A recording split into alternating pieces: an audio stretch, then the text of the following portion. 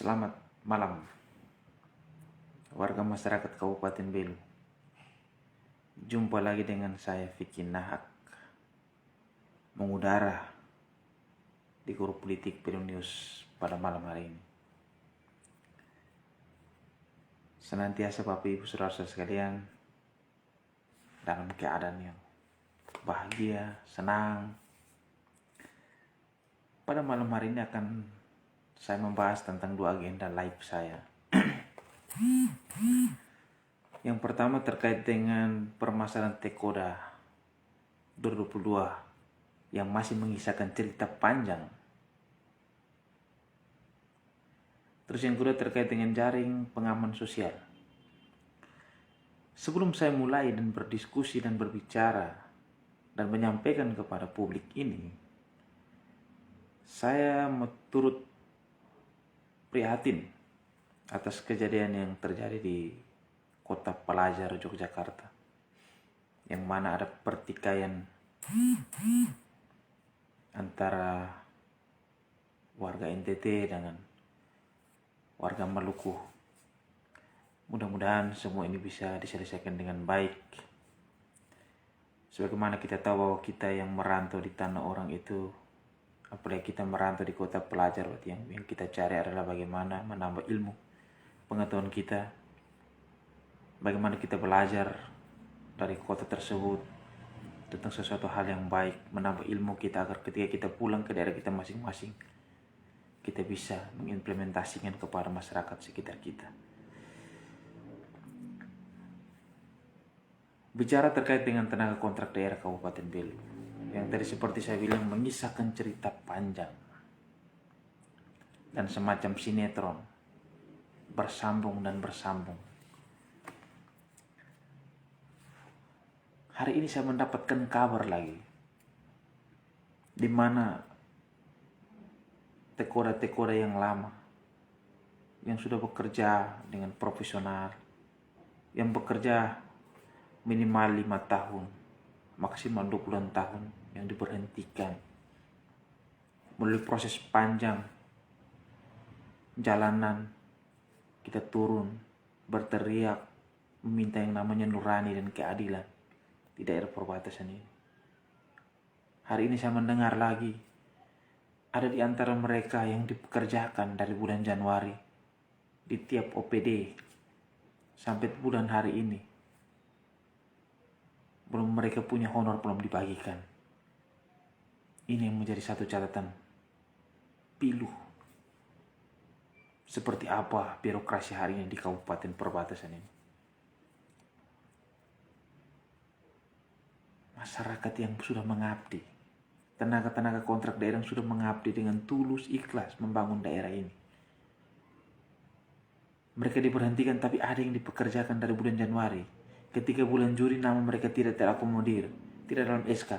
Terus hari ini mereka punya honor saja belum diberikan. Ini yang menjadi salah satu pertanyaan dari kami masyarakat kecil.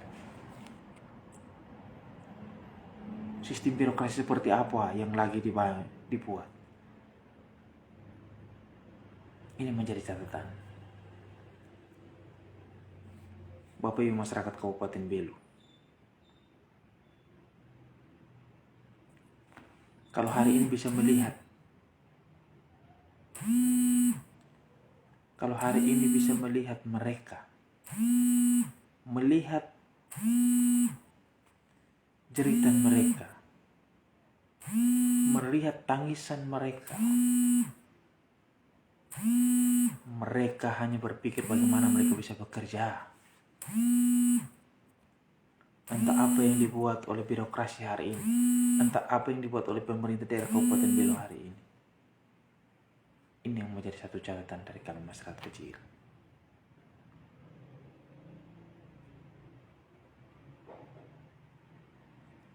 Bicara tentang pengalaman, teko-teko yang diberhentikan, yang tidak diakomodir, mereka ini berpengalaman karena mereka bekerja bertahun-tahun pada tiap OPD.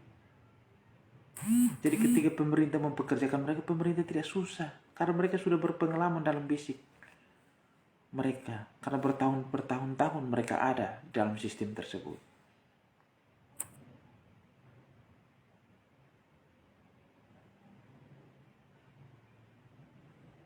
Sampai hari ini, sampai detik ini, kesepakatan yang dibuat 226 mau diakomodir sampai hari ini entah seperti apa sistem birokrasi hari ini. Sampai hari ini pun masih tergantung. Apakah mereka ini harus menunggu lagi sampai akhir tahun lagi?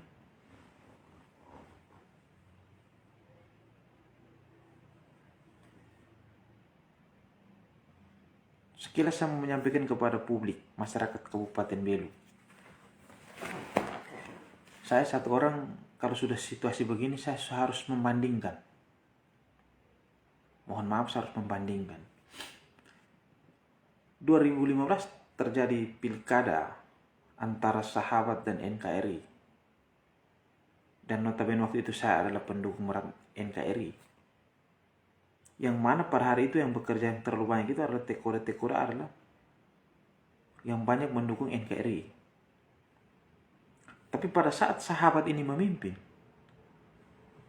yaitu Bapak Willy Lai dengan Bapak J.T. Osulan memimpin, mereka tidak pergi langsung serta-merta, oh ini kemarin kau tidak dukung, ini orang yang dibasmi atau diberhentikan. Tidak. Tidak.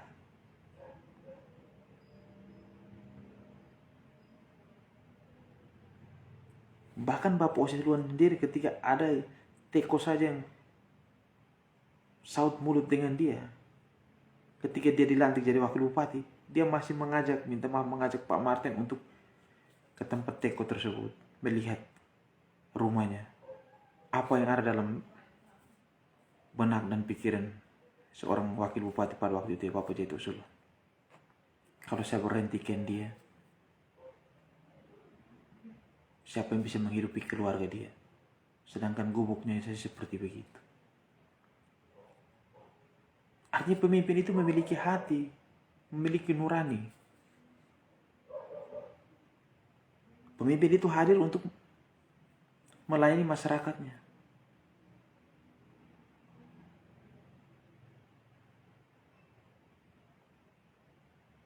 Kok hari ini masalah teko ini tidak sampai hari tidak berakhir?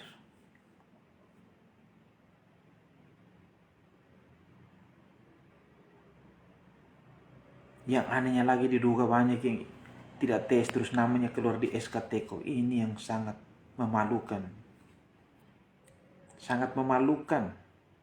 Baru kali ini sangat memalukan. Terus ada lagi akun, ada lagi yang live mengatakan, oh yang bakar lilin, yang demo pikul peti mati, yang ini, oh itu kampung nama tidak ada. Saya bilang, anak ini hidup di zaman batu atau hidup di zaman demokrasi? Itu tanda bahwa orang ini tidak pernah berorganisasi yang pertama. Yang kedua, tidak pernah pegang mic turun di jalan untuk menyuarakan kepentingan rakyat kecil.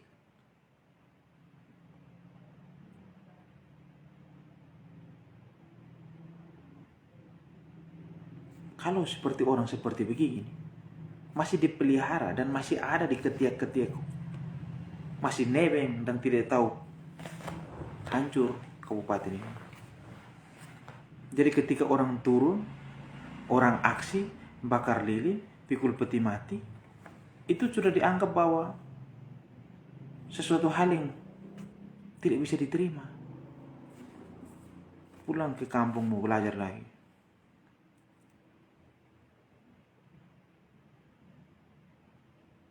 Jokowi saja presiden yang sudah baik seperti begitu, orang masih turunkan Jokowi, orang masih lempar-lemparan sana sini, teriak, bahkan segala hal orang buat. Tapi dia enjoy. Karena apa? Tulus dia melayani rakyatnya. Makanya dia dicintai oleh segenap rakyat. Hari ini berdiri, oh kalian nama tidak ada. Kalau seandainya nama tidak ada, berarti saya menduga bahwa pemerintah mengikuti arah tim sukses yang tidak jelas seperti begitu. Itu sangat disayangkan, patut untuk dicurigai. Kenapa saya begitu? Yang ada pada pemerintah adalah prinsip, ketegasan, Dan yang kedua, telinga tidak boleh tipis.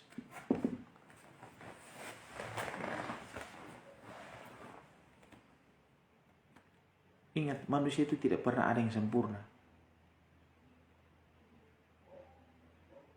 Apalagi pemimpin. Pasti banyak. Salah sedikit pasti banyak.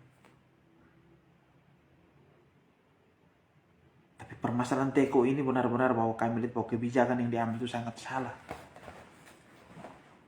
Dari sistem perekrutan, tes dan segala macam, menurut saya bahwa itu sudah salah. Cacat prosedur. Sedangkan PP 49 2018 itu sudah jelas. Di pasal 96 itu sudah jelas. Dilarang ataupun mengganti. Tapi yang ada mana? Diberhentikan, diganti.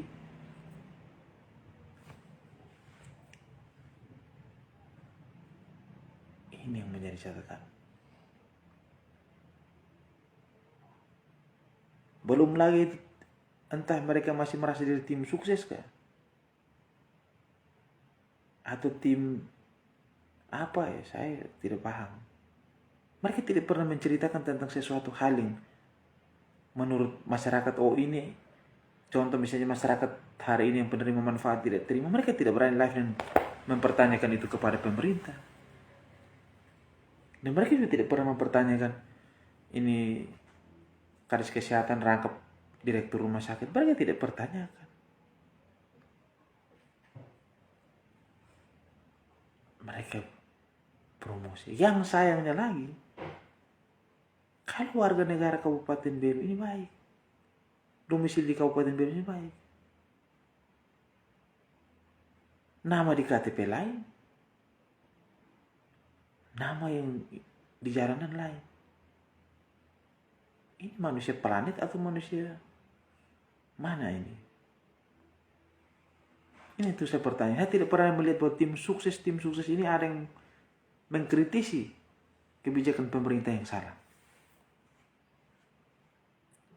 Saya hanya mau menyampaikan kepada tim sukses itulah bahwa pilkada itu sudah selesai. Berikanlah masukan yang positif lah pada bos. Sampaikan, bos, ini sudah mau 2 tahun ini. Gimana sih ini? Visi misinya gimana ini? Ini masyarakat lagi tanya-tanya nih. Sampaikanlah supaya dijalankan visi misi ini dengan baik.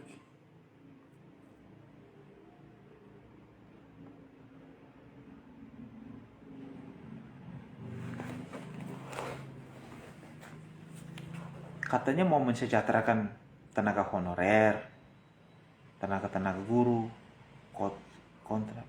Sejahtera bagaimana? Banyak yang diberhentikan.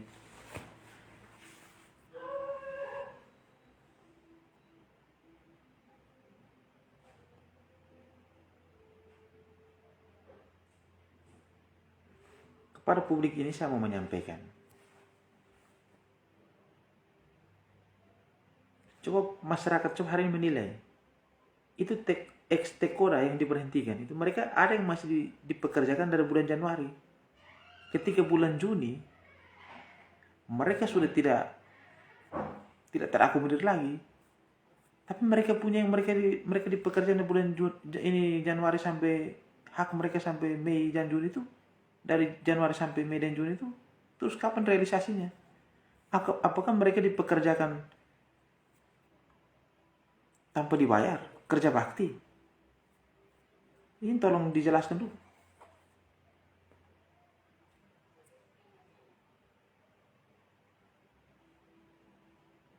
Dan kepada publik ini pun saya menyampaikan,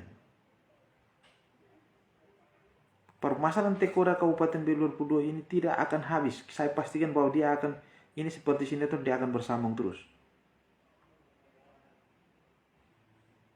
Selama keadilan dan kebijakan itu tidak berpihak kepada mereka-mereka yang mengharapkan keadilan tersebut. Dua-dua anak yang disepakati saya sampai hari ini, saya tidak tahu kapan direalisasikan.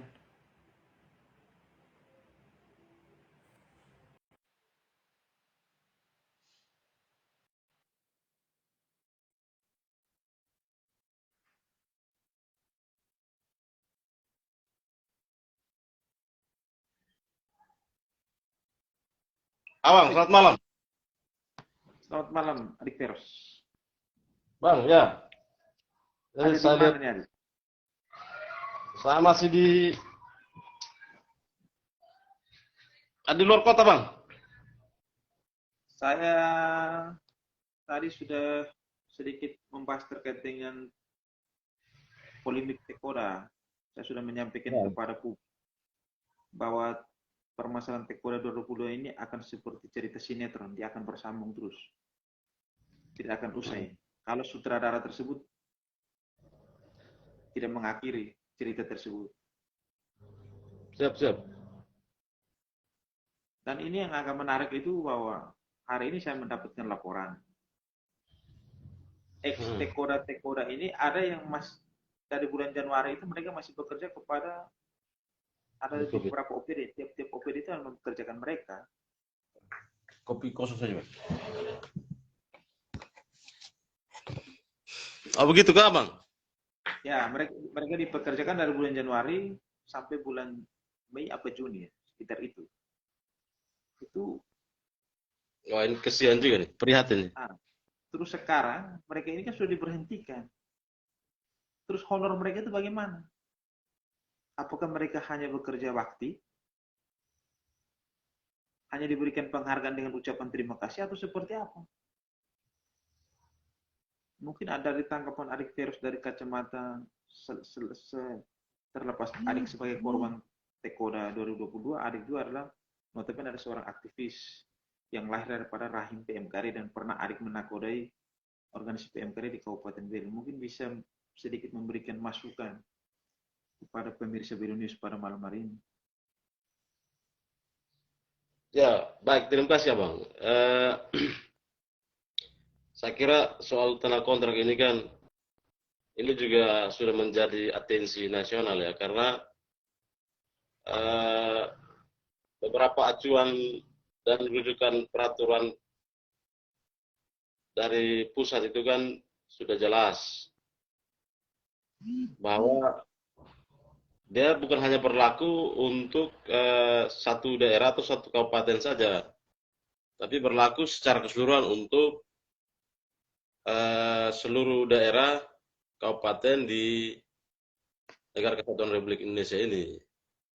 Nah, kemarin itu kan berapa kali kita turun aksi ini kan, sesungguhnya kan kita berpedoman pada rujukan peraturan Menteri Aparatur Sipil Negara yang kemudian kan harusnya menjadi perhatian juga ya oleh pemerintah daerah, minimal kebijakan yang dibuat itu kan harus betul-betul berpedoman juga pada PP 49 2018. Yang cukup kita sesalkan sampai dengan hari ini yaitu ya soal proses proses penyampaian hasil dari sisa kuota TK26 yang sampai hari ini kita belum dengar hasilnya seperti apa. Nah, ini kan minimal pemerintah daerah juga harus memberikan sikap jelas, cepat soal bagaimana menyikapi polemik ini. Karena saya kira di Belu bukan hanya persoalan teko saja ya yang kemudian yang harus diselesaikan, tetapi kita juga menemukan dugaan-dugaan kejanggalan dalam hal pelayanan publik oleh pemerintah. Itu kan kita juga menduga bahwa banyak sekali kekurangan yang kemudian yang harus diselesaikan. Saran kita ya sebagai kontrol sosial yang kita harapkan adalah proses percepatan pelayanan ini kan harus secepatnya berjalan. Lalu terkait dengan teman-teman ex-Teko yang sudah mengabdi dari Januari sampai dengan bulan Mei, itu kan ada dugaan bahwa itu perintah melalui Kabid atau Kadis dari OPD-OPD yang bersangkutan. Dan sampai dengan hari ini, karena nama tidak masuk di SK, honor mereka juga belum dibayar. Nah, ini juga kita butuh sikap jelas ya dari pemerintah. Soalnya kan mereka juga sudah abdikan mereka pun jasa di sana, di dinas-dinas terkait itu. Minimal bentuk penghargaan apa yang mau diberikan oleh pemerintah terhadap mereka. Nah, ini yang harus menjadi perhatian khusus oleh pemerintah terhadap teman-teman ex-TKO yang sudah mengabdi ini. Jangan sampai eh, kita juga patut menduga jangan sampai ada pelanggaran lagi peraturan perundang-undangan di sana soal itu penghargaan terhadap hak-hak mereka yang sudah mengabdi dari Januari sampai dengan Mei. Saya khawatir nanti ada yang cuci tangan itu di situ, bahwa ya mereka kerja tapi tidak ada pedoman yang mengikat atau mengatur mereka untuk kerja. Jadi kita mau bayar juga tidak ada rujukan untuk kita mau bayar pakai apa. Tapi kalau misalkan ada perintah lisan untuk mereka kerja, ya saya kira itu juga nanti kita perlu hadirkan juga mereka, teman-teman yang sudah mengabdi sekian lama ini, sehingga jelas bahwa oh ini karena atas dorongan ini, atas dorongan si ini, si itu, sehingga jelas. Sehingga bentuk pertanggungjawaban kita minta kepada yang memberi perintah itu. Saya kira begitu, Abang Vicky. Oh begitu ya. Baik. Saya kenapa bicara terus terkait dengan Tekoda ini? Kalau bicara tentang yang kesepakatan bersama antara forum pada saat mau pertanggungjawaban bupati, di dalam gedung yang terhormat itu kan tidak salah waktu itu adik Feros mereka yang menyerahkan buku merah bahwa pemerintah dalam ini bupati sendiri bahwa mereka menerima bahwa sisa kuota 226 itu silakan dari forum menyerahkan buku merah. Di dalam buku merah tersebut itu kan sudah tercantum nama-nama ex teko-teko ini, tekoda-tekoda ini, berdasarkan mereka punya jumlah ini tahun pengabdian, OPD-OPD yang mereka ini, saya rasa kan tidak susah. Kalau seandainya kalau bisa diserahkan ke BKD, minta maaf, kalau birokrasi saya tidak paham. Tapi ketika bisa dicocokkan tidak susah, dia tidak mungkin makan waktu berlarut-larut seperti ini. Ya, nah, itu yang tadi saya bilang tadi bahwa soal percepatan pelayanan, ya kan? Pemerintah hari ini kan mau hadir dengan model pelayanan baru, yaitu percepatan pelayanan. Nah, salah satu indikator itu diukur dari sana, soal bagaimana menyelesaikan polemik ini kan menjadi perhatian ya, karena yang kita khawatirkan jangan sampai ada oknum-oknum yang memegang kendali dinas tersebut, dalam hal ini di BKPBSDM, jangan sampai tidak diketahui oleh Pak Bupati dalam hal ini ya, kita patut menduga itu. Karena kalau begitu lama seperti ini, saya kira juga bisa jadi bumerang karena waktu juga terus berjalan. Ini juga kalau kita mau lihat biasanya kan bulan-bulan begini kan nanti akan masuk menuju pada sidang-sidang perubahan. Nah, kita khawatir jangan sampai ini menjadi alurnya menjadi panjang lalu kasihan nanti soal penilaian terhadap pemerintah saat ini. Itu yang kita lakukan, Bang Fikri. Ada Bung Haman ya? Malam, malam, Om Feros. Malam. Ya, malam, Adik Haman. Adik Haman, bagaimana kabar Haludik?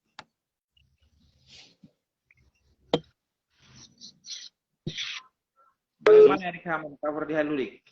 Cara hujan. Kabar baik, Abang. Ya, mungkin Adik Haman bisa melihat terkait dengan polemik permasalahan Tekoda sampai hari ini belum kunjung beres dan tak kunjung usai, seperti cerita sinetron yang bersambung terus Jadi Abang Vicky, Abang Feros, kita bicara soal teko ini, bahwa ini kita bicara hak orang banyak, yang dimana beberapa kali kita aksi, tujuannya itu menyuarakan keadilan dan sehingga teman-teman yang teko lama ini bisa direkrut kembali. Kenapa kita minta untuk direkrut kembali? Jelas bahwa surat edaran Bupati tanggal 27 bulan Desember tahun 2021, di situ jelas yang isi suratnya bahwa pemerintah Kabupaten Belu melakukan perekrutan tenaga kontrak di tahun 2022 khusus bagi tenaga kontrak 2021. Di situ jelas bahwa pemerintah membuka lowongan pekerjaan, membuka perekrutan secara terbuka, tapi terkhususnya yang teko-teko lama itu diakomodir lagi. Nah, ternyata berjalannya waktu, proses perekrutan yang terjadi janggal. Makanya kita menuntut agar direvisi kembali. Begitu. Kita berpatokan pada surat edaran yang dikeluarkan oleh Bupati. Nah, ini yang pertama. Yang kedua,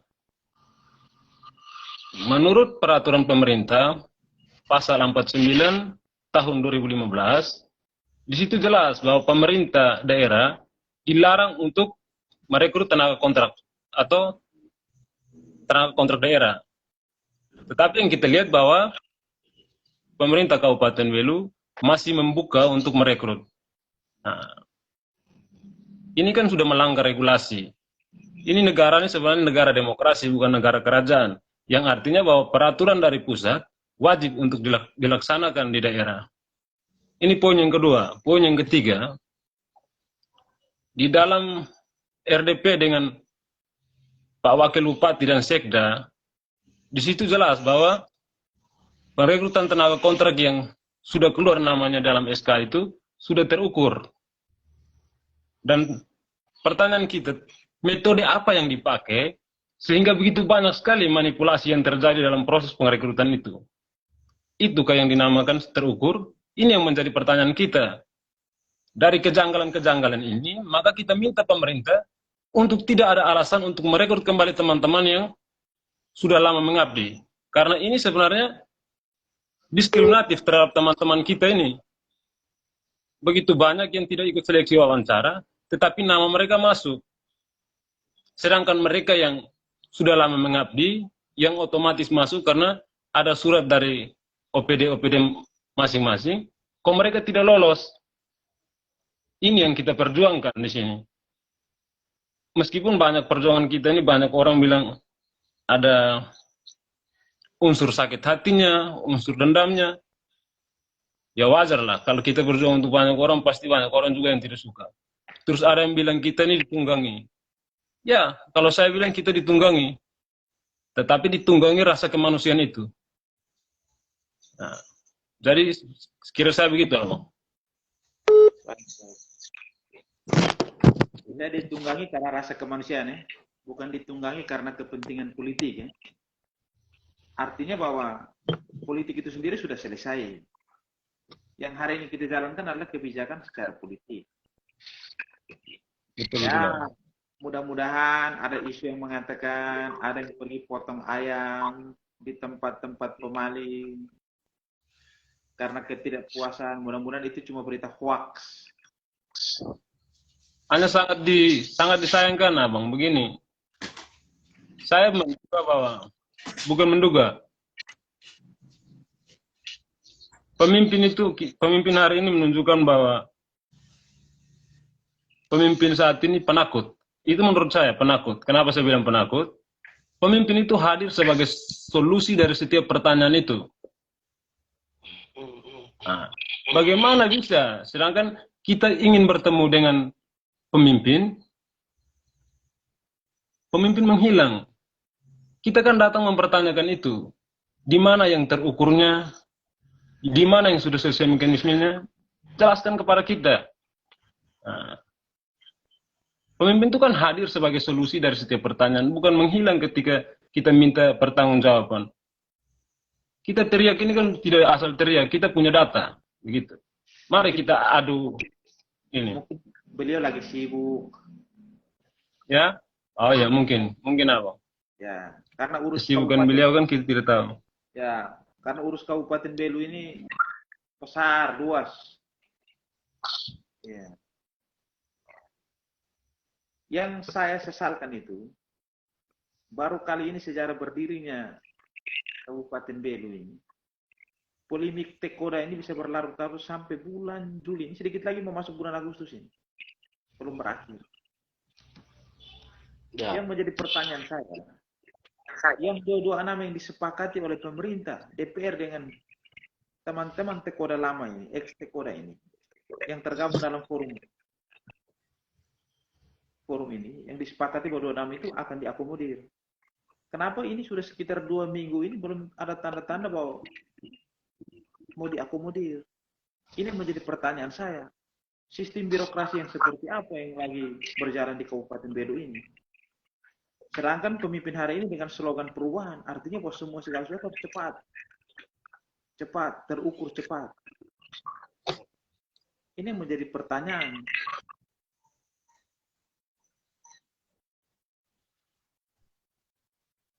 Kalau saya berpikir bahwa apakah kita menunggu sampai bulan ini habis lagi, terus nanti jawabannya, oh tunggu sementara proses. Nanti kalau bulan depan lagi kita tanya lagi, bilang, oh ini masih di mejanya si A. Ini yang saya lihat ini saya lagi berpikir. Saya lagi berpikir. Menurut mereka permasalahan Tekoda ini bukan menjadi sesuatu yang urgent. Tadi saya sepakat apa yang disampaikan oleh saudara Feroz.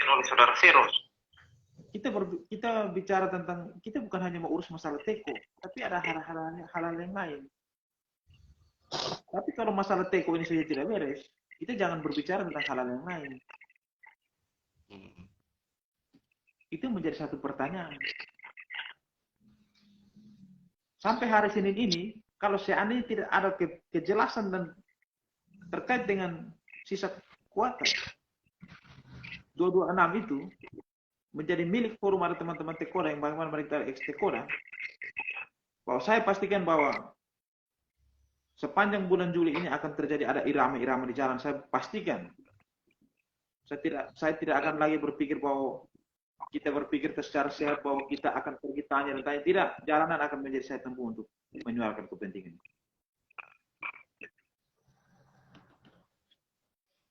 Karena kita sebagai manusia biasa, kita menghargai mana yang senior, mana yang orang tua. Bagi saya pemimpin hari ini adalah orang tua bagi kita. Kalau kami orang Marawi bilang itu naik bagi kami. Tapi kalau kami masyarakat pun digantung-gantung sampai hari ini tidak ada kejelasan. Oleh karena itu jalanan akan kami tempuh. Biar menjadi irama tersendiri. Mungkin dengan begini terus orang di pusat sana bisa melihat ada apa dengan Kabupaten Belu. Supaya kita bisa bicara tentang aturan, regulasi, apa sudah benar yang sudah dijalankan ini. Kenapa saya bilang begitu? Kalau kita merujuk kepada PP 49 2018 pasal 96 itu sudah jelas dengan pasal 99. Itu jelas. Tidak boleh menggantikan Tekoda yang lama dengan yang baru atau memberhentikan Tekoda yang lama. Tapi itu kita tinggalkan. Yang sekarang kita minta itu ada bagaimana nurani daripada pemerintah dalam pemimpin tersebut. Itu yang saya bilang. Kalau pergi ke rumah mereka, bukalah, ketuklah pintu mereka. Lihatlah air mata yang mereka pasti akan menyambut kedatangan pemimpin tersebut. Karena apa? Karena sumber mata pencarian mereka hari ini sudah tidak bisa lagi. Karena mereka tidak memiliki pekerjaan. Itu yang kita minta nurani. Tapi apa yang terjadi hari ini? Digantung. Belum lagi nanti yang oknum tim sukses dengan dia punya sendok patah, dengan dia punya kepemahaman organisasi setengah-setengah, atau mungkin dia download dari YouTube, atau mungkin dia dengar sepintas, tidak paham organisasi, nanti dia giring bahasa, turun dari live, terus dia bilang, kamu yang bawa peti mati, bakar lilin, itu kamu punya nama tidak ada. Semacam di Kabupaten Belu ini semacam alergis sekali dengan kritikan dengan aksi-aksi seperti begitu.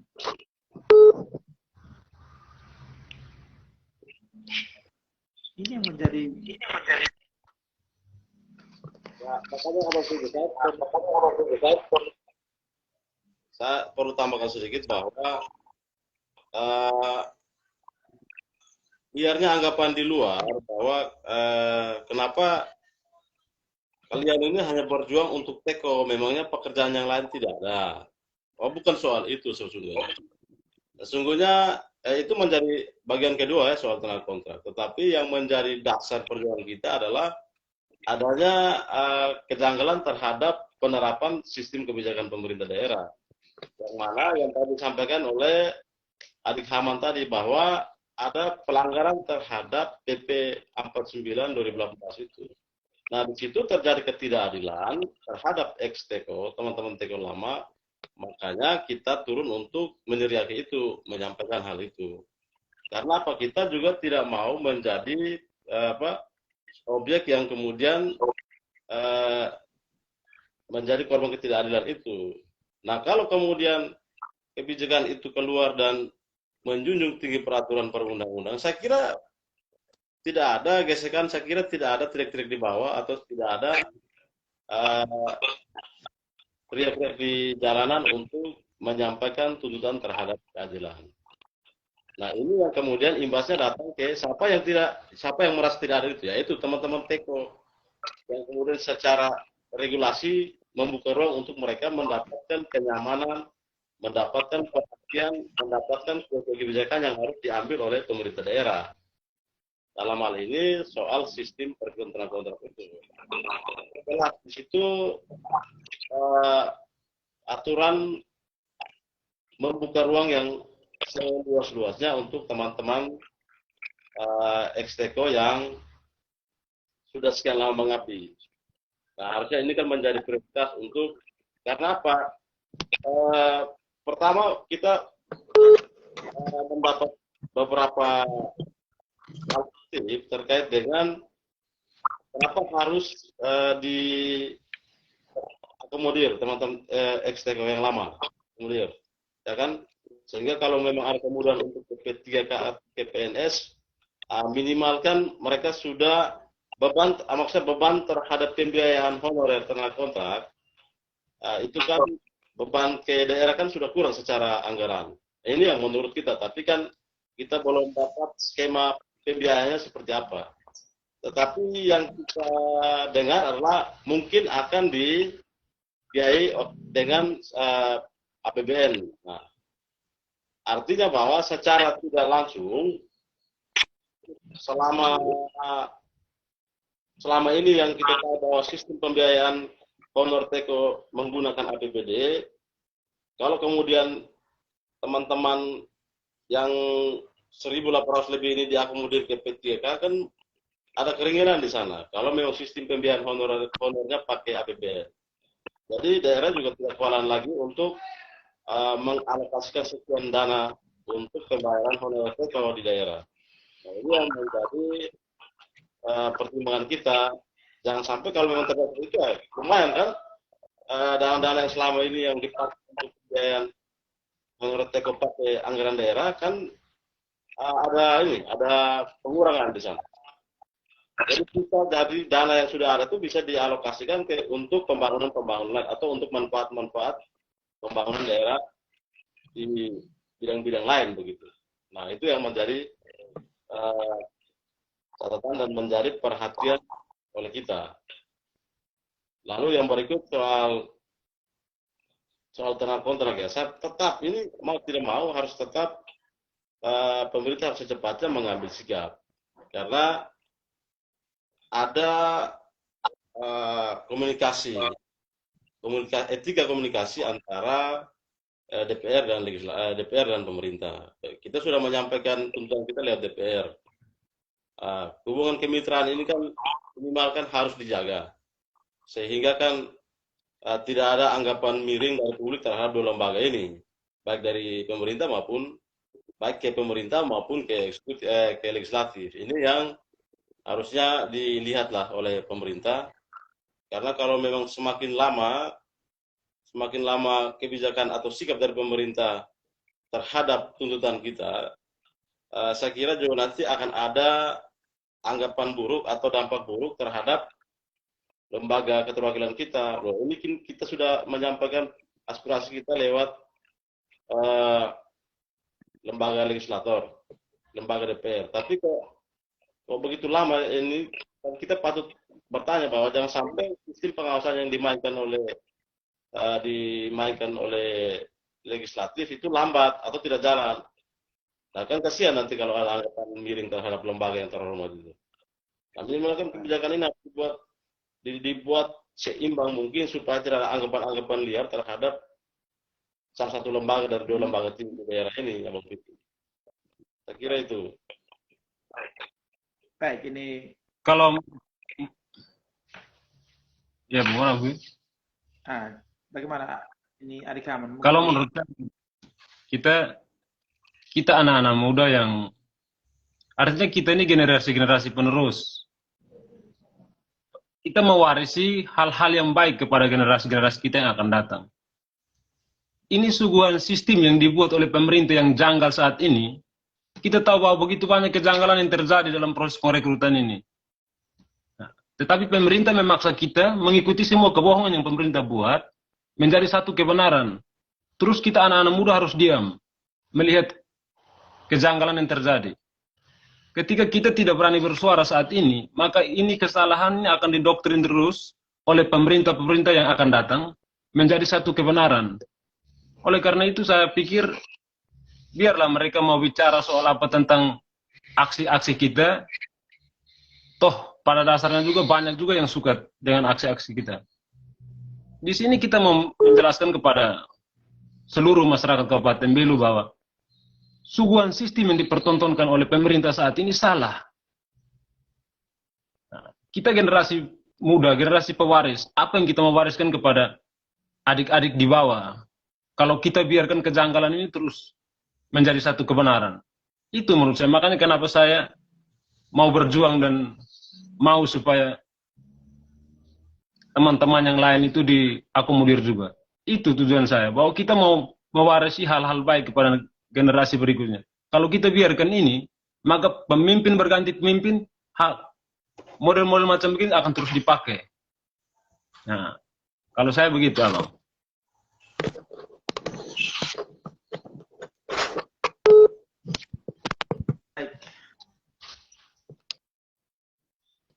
Baik, Bapak Ibu, pemirsa Grup Politik Belu News pada malam hari ini.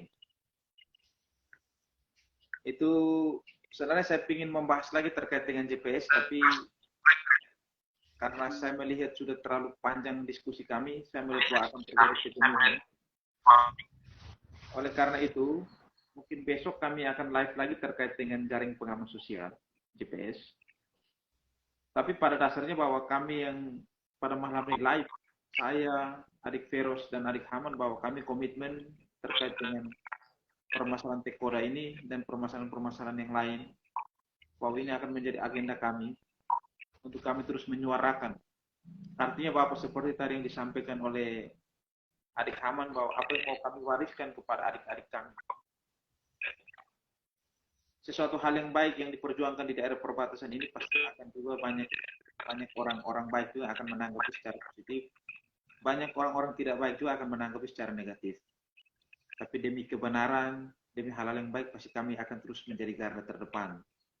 Bicara sedikit mungkin saya menyampaikan kepada Adik Feros dan Adik Haman terkait dengan 2 atau 3 hari yang lalu kita live bersama terkait dengan permasalahan rumah sakit. Ini saya hanya menyinggung saja, tapi kita tidak akan live. Terkait dengan masalah rumah sakit, ruang tunggu anak, rangkap jabatan, terus dengan JPS. Saya sudah berkomunikasi dengan beberapa aktivis-aktivis yang tidak nampak. Tapi untuk permasalahan itu mereka akan siap turun bersama kita untuk membongkar dan akan menyuarakan ini. Karena bagi mereka ini sangat menarik. Tapi nanti akan kita bahas ketika besok pada saat live. Jadi Abang, saya tak tambah sedikit. Tadi Abang bilang bahwa ada rangkap jabatan, JPS, dan lain-lain sebagainya. Ini menunjukkan bahwa pemerintah saat ini tidak becus mengurus sistem birokrasi. Ini jelas terlihat dari begitu banyak yang terjadi, macam merangkap jabatan. Berarti pemimpin sekarang ini dia tidak paham birokrasi, tidak betul mengurus sistem birokrasi. Sehingga hal-hal begini terjadi. Nah, yang harus diperjuangkan itu masyarakat, bukan berkoalisi. Nah, ada koalisi keluarga, koalisi tim sus, itu tidak usah dipakai lagi. Nah, dan ini menunjukkan bahwa pemerintah saat ini tidak becus mengurus sistem. Sehingga terjadi hal-hal begini, Abang. Baik. Mungkin saya itu seperti itu. Adik Vero sedikit. Pada prinsipnya kita kan mengharapkan daerah ini kan damai, ya kan, daerah ini kembali kepada realnya. Atambua sebagai kota beriman, Belu sebagai daerah bersahabat, lalu kita sinkronkan lagi dengan aksi kita kemarin, datang lagi dua elemen dengan motif ingin pada daerah ini damai. Tidak boleh ada lagi teriak-teriak di jalan, walaupun secara regulasi ini bawa penyampaian pendapat di depan umum oleh ruang. Saya kira kita semua anak Belu, kita sangat mengharapkan daerah ini damai. Bukan tidak ya, karena